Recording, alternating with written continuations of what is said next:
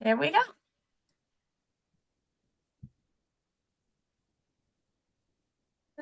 And welcome, everyone. Thank you for joining us.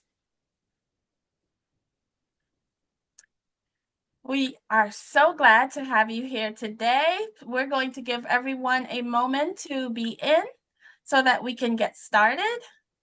We have a very exciting topic today.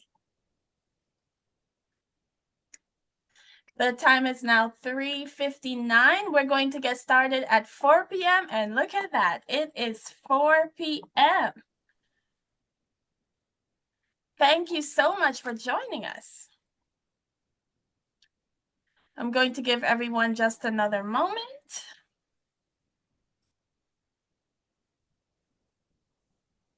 And let's get started. Hello and welcome. We're excited to have you. My name is Althea Rowe. Thank you for joining us for this 30-minute webinar in our Research to Policy Critical Conversation in Language Educational series. This year's theme is Technologically Mediated Learning in Multilingual Contexts. We are examining the impact of technological innovation in learning and in multilingual settings with a particular focus on AI. Today's webinar is AI for Empowering Educators, Transforming Support for Newcomers and English Learners. And today we will be speaking with Ephraim Tover, and we will be joined by Shelley Spiegel, a CAL board member, and Igone Artiagoisha, our CAL employee. We are recording this webinar and will post the webinar on our website after the event. Before we begin, please mute your microphone to avoid interruptions. You can activate closed captioning by pressing the closed caption button at the bottom of your screen. This event is provided by a public service. The views, thoughts, and opinions expressed belong solely to the guest speakers and do not necessarily represent the views of our organization. Our panel comprises esteemed experts who work at the intersection of research, policy, and practice in language education, language access, and equity. You can learn more about them on the webinar's webpage. We will share the link in the chat. We do encourage you to ask questions via the Q&A box throughout the call. We will answer as many as possible at the end of our discussion. It is an excellent opportunity to tap into the wealth of knowledge we are fortunate to have here today. Also, please click the chat button at the bottom of your screen to share your thoughts and comments. Try it right now by letting us know where you are listening from today. I apologize, that may not be activated, but it will be shortly. And with that, I'd like to pass it on to our facilitators. Good afternoon, everybody. I'm Shelley Spiegel-Coleman. I'm the Strategic Advisor for Californians Together and a proud member of the Board of Trustees for the Center for Applied Linguistics. It is a real pleasure for me to introduce you to Ephraim Tovar, and we are going to have the advantage of his excellent work that he does daily in a middle school classroom with newcomers using AI.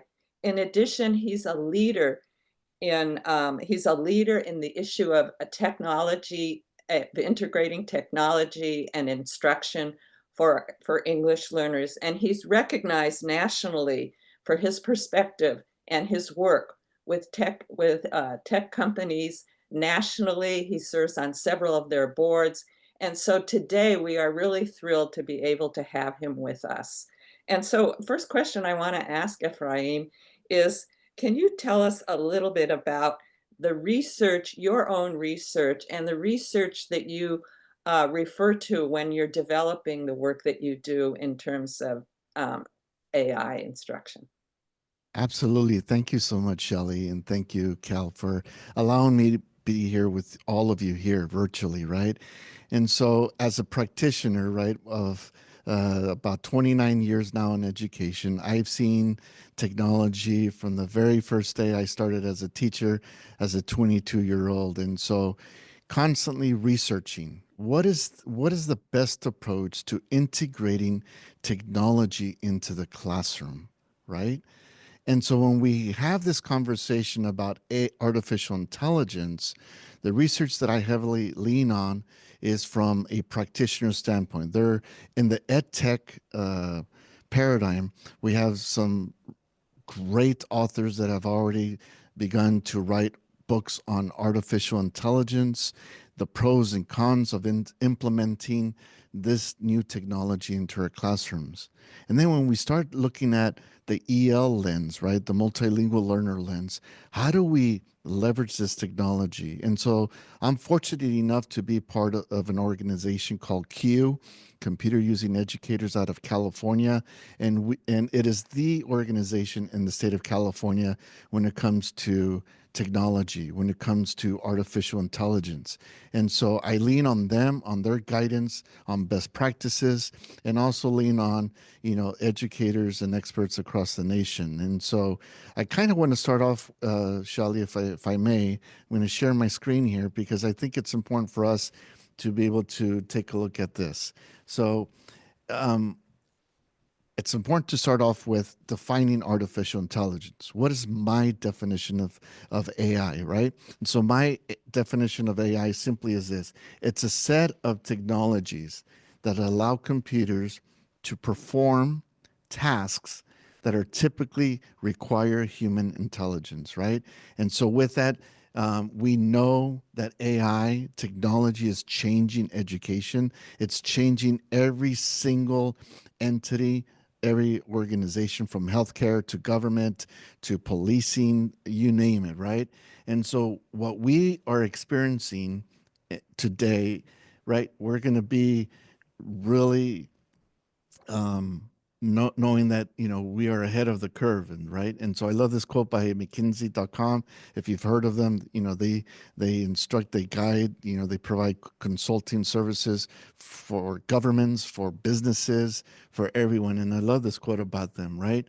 But I want to start off with this. AI is nothing new. AI has been around since the 1642, right? With Blaise Pascal building the first mathematical calculating machine to more recently today. I don't know if you saw the news today, right? Or this week. We've heard of DeepSeek. And now today, Alibaba, right? They launched Qwen 2.5, which according to them, today, hot off the press, it's more powerful than DeepSeek. The fact that AI is going to stay, it is here. And so even educational companies are actually implementing AI into their programs. So I hope that gives you a good foundation as we continue this conversation. Thank you so much, Efrain. So I'm going to ask you a question that has to do more with your work as an educator. In particular, working with multilingual learners and newcomer students in particular. Could you give us an example that illustrates how the use of AI by educators can promote equity and inclusivity for multilingual learners, and in particular, newcomer students? Absolutely. So can you imagine, as a practitioner that's monolingual, right? And having a classroom of multilingual learners where 8, 9, 10 languages are represented. Fortunately, I'm bilingual, so I'm able to converse with those that speak Spanish. But what if I were to have students that speak Arabic, students that speak Japanese, Russian, Pashto, right? Now that becomes a challenge. So when we talk about equitable access, especially when it comes to technology, right? And even how can we leverage technology to minimize the language divide? I think we are in a perfect opportunity where we can leverage this technology to be able to connect with our students, to be able to bridge that language divide. And we can do that with having our own personal assistants, hence AI. So now, as I'm conversing, and I actually did this week with one of my students because the student does not speak Spanish. And so I was able to leverage AI to be able to have a a connection with the student by allowing them to engage with me, and I used AI as my official translator. I no longer need a human to be able to connect with my student. I can connect with them, right? And so language is more than just translation, right? Language is about making those emotional connections. I often say, Igone, that we must reach, right? We have to reach before we teach. And so I love by that. doing that and then using technology, it just goes a long way and makes any newcomer feel accepted and feel that they're part of this classroom, that it'll be okay. Because Mr. Tovar will leverage the technology in order to allow me to participate as any other student. Wonderful. Thank you. And so, Ephraim, I'm wondering, I know that I've heard you before speak about the need for ethical and policy frameworks in terms of the implementation of AI with multilingual students. And so tell us a little bit about what changes you'd like to see so actually the policies would be ethical and appropriate for multilingual learners and newcomers. Absolutely. I truly believe that we must have a seat at the table, right? And so when it comes to these ed tech companies, these technology companies, we need to be able to have bridge makers. I'm talking about practitioners, advocates that understand language development, that also understand technology, and to be able to have these conversations. Are the models that these AI companies are using, have they included, different perspectives, different viewpoints, different language perspectives? And so I think it's important for us to be able to have a place at the table. And I would say, hey, tap into your network, tap into experts, tap into educators that are doing great stuff with technology, partnering with organizations like CalTalk, partnering organizations with Cal, and or like ISTE or like Q out here in California, because we do have experts that can definitely contribute to ensure that AI's data is also equitable, right? Yeah, so having inclusive and diverse tools, right? So actually I saw that there were some questions from the audience, which is great because this is the last question that we have prepared for you from the panelists, which is I'm wondering, for those of us in the audience that may be wondering about what we could do, how we could use AI. Maybe we're already using it to a certain degree, but in what other ways? What would you say to us? So what call to action would you offer our audience? Right. And so because AI is so new, Igone, I think it's very, very important that our state departments of ed, begin to provide guidance, right, to the local LEAs, and then county offices of ed, right, provide guidance to the local educational agencies, and then at the local level to begin to have these conversations, either through through your educational and technology committee, to begin to have these conversations about the implementation of AI. AI is already here, believe it or not, depending on what product you're using, even for language development, right? It's already embedded in there.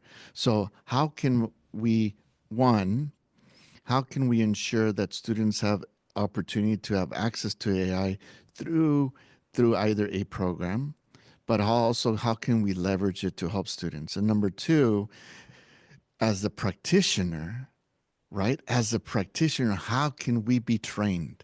How can we leverage this new technology in a safe way that we can feel empowered to be able to meet such the diverse needs of our students, especially when it comes to newcomers. Now I am able to take any worksheet, any lesson that I've created, and then as I feed and train my AI bot, right? Because all of us can have our own personalized bot, that we train it, that we feed it, that we, inform the different, maybe the typologies of newcomers, right? Because there's just not one typology of newcomer.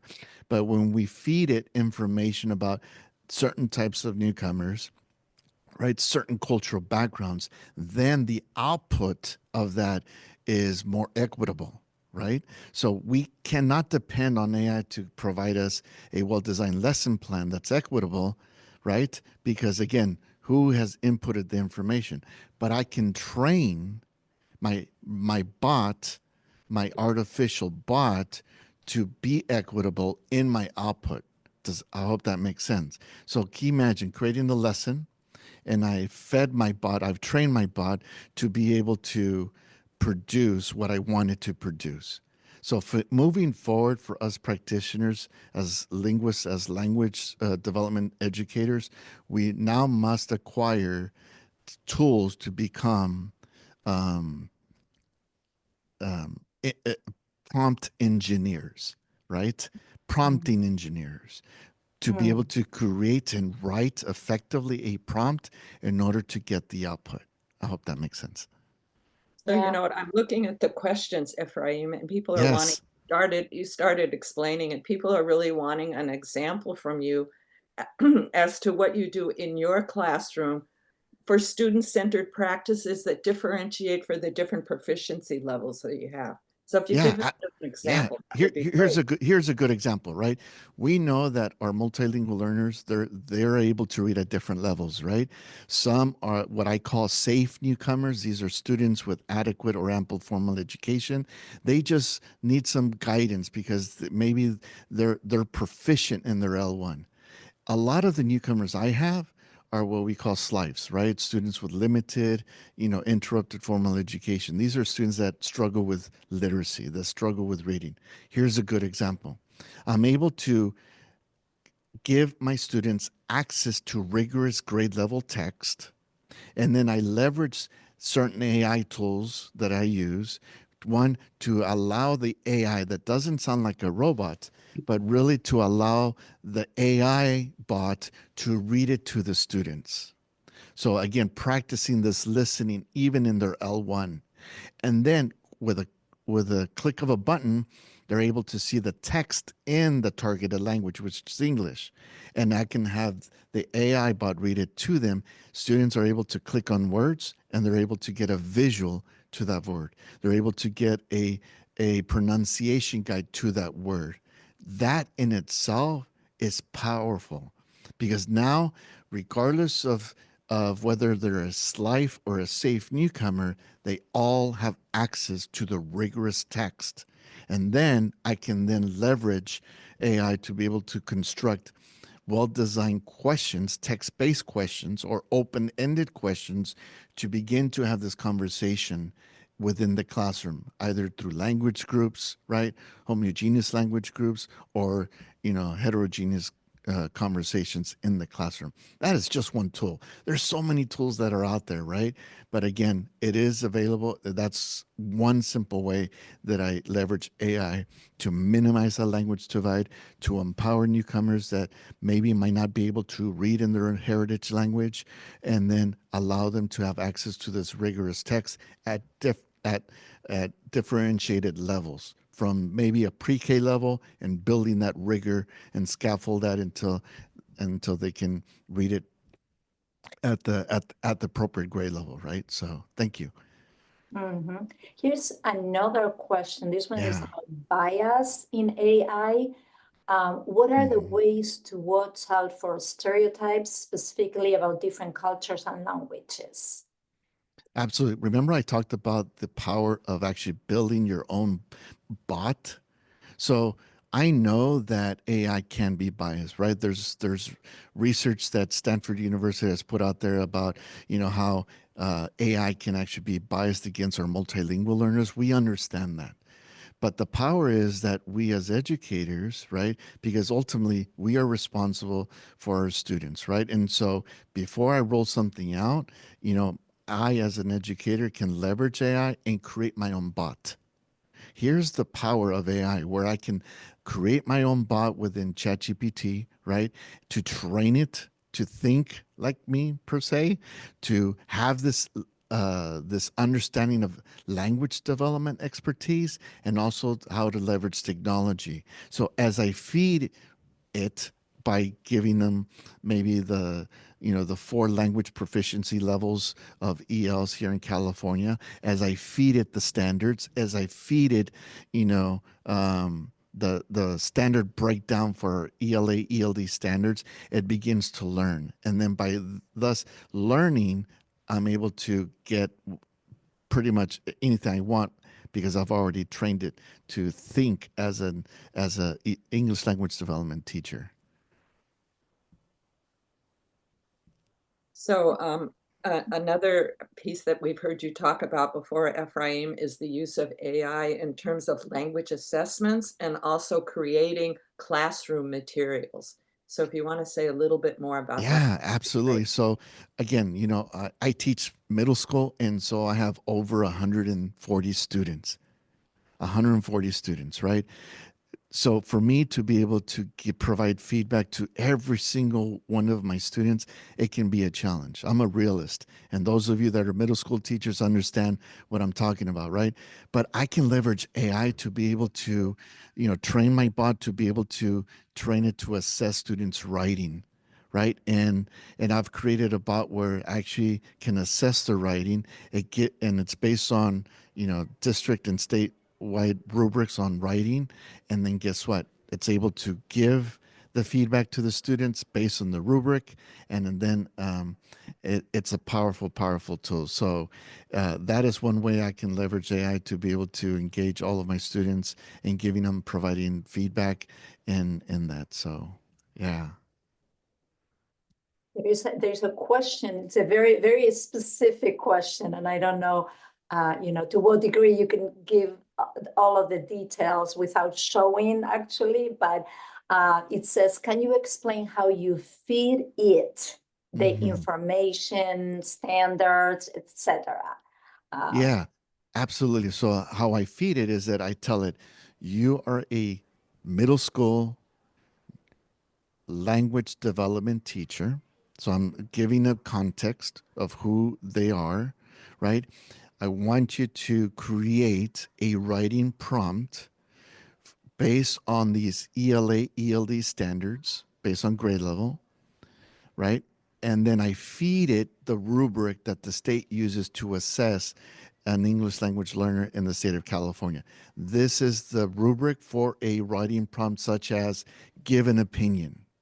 So, right? And then I feed it exemplars for each of the different rubric levels, right? This is what a 4 looks like. This is what a 3 looks like, etc. And then I feed it an actual response that a student has written and said, okay, based on this criteria that I've submitted to you, right? Based on the rubric, based on these exemplars, grade, evaluate this essay, and provide feedback on how the student might be able to improve on this essay. That is the output. So what if your input is good, your output will be great. And then as you train it, you can submit some sample essays. And if you notice that it's not outputting what you want it to output, then guess what? As a prompt engineer, as a language prompt engineer, I need to correct it. And then once you correct it, guess what? And then it actually works. It begins to produce or give you the output that is based on the rubric, on the information you've given it. I hope that helps. Yeah, And I know this is difficult to kind of see it because many of us, like as practitioners, we need to see it in action, right? And so absolutely. definitely, you know, I'm always here. You can always reach out to me. And I don't know how many are in the room, but I am more than willing to open up my classroom so we can actually have a conversation, and I can walk through it, and we can do that some other day. But my classroom is your classroom, so I'm always here. Okay. Which someone asked, which AI app do I use to have these conversations with these multilingual learners or these multiple languages? I use ChatGPT. Okay.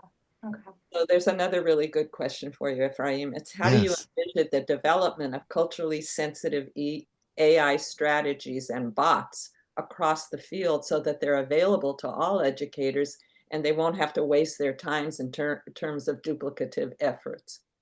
Yeah, that is a great question, and that's why I think we as language advocates, and we need to ensure or ask, right, prompt and demand that publishers actually have, experts that are leveraging AI, and that they are able to be aware of what is needed as a practitioner. And again, I come back to, we need well trained, well developed, very knowledgeable prompt engineers to feed their AI, so that when we as language experts, language teachers use it, it's already been quote unquote trained to address the linguistic needs of our multilingual learners. And so it comes from us to demand that, to require that, at the state level, like having a voice at the seat, right? Um, yeah, it is important. Okay, maybe I think we have time for maybe one or two more questions. So here is one about the place of AI tools in the educational process. Is it a class together doing activities, with the teacher and students at home, mainly for autonomous learning, all of the above?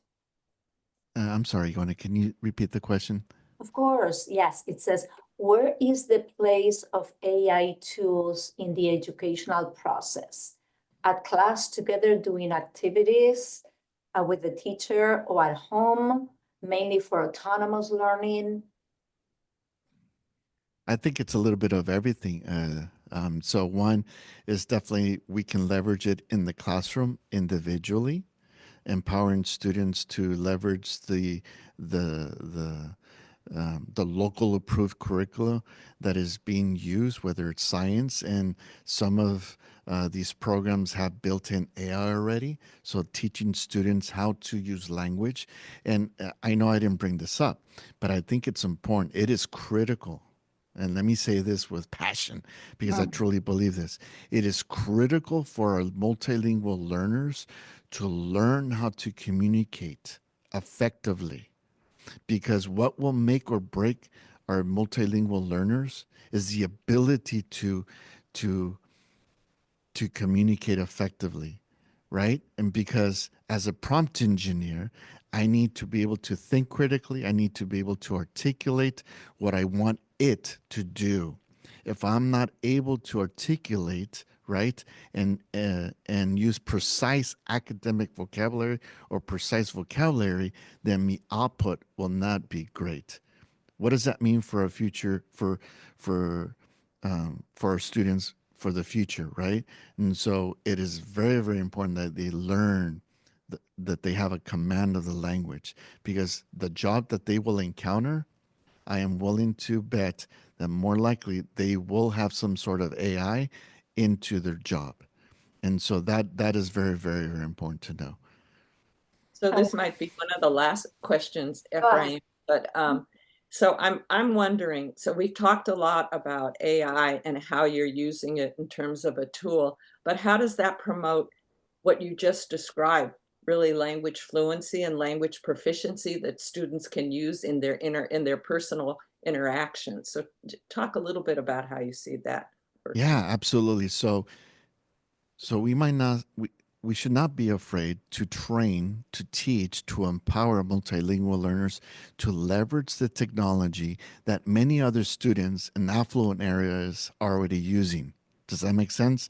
And so by allowing students to be trained, to know how to leverage this technology appropriately, can you imagine that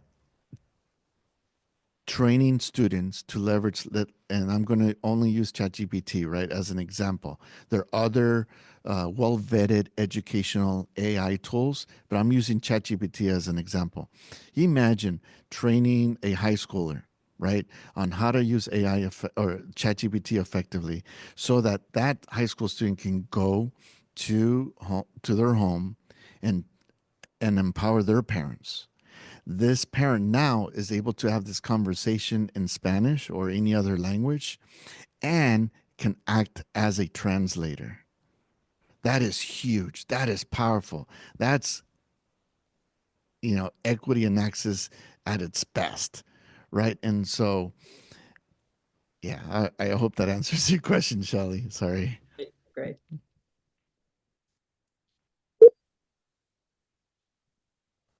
Althea, we can't hear you. We know you're talking, but we can't hear you. At least I can't hear you. How about now? Can you hear me now? A little A louder. little bit. Oh, I apologize for that. My computer seems to want to act up right now. I hope you can hear me better at this point. Yes, yes. Great. I just want to thank everyone, and thank you so much, Ephraim. That was a very informative presentation. I'm sure that our attendees got a lot of information from that. We'll be posting this on our website. You'll also receive an email with a recording of this very informative webinar. I also want to thank Shelley and Igone. Thank you so much. This was awesome. We are so grateful that you joined us today. And please watch out for our next series coming soon, and we will catch you at the next one. Bye. Bye, Ephraim. Adios. Thank you. Thank you, Ephraim. Thank you so much.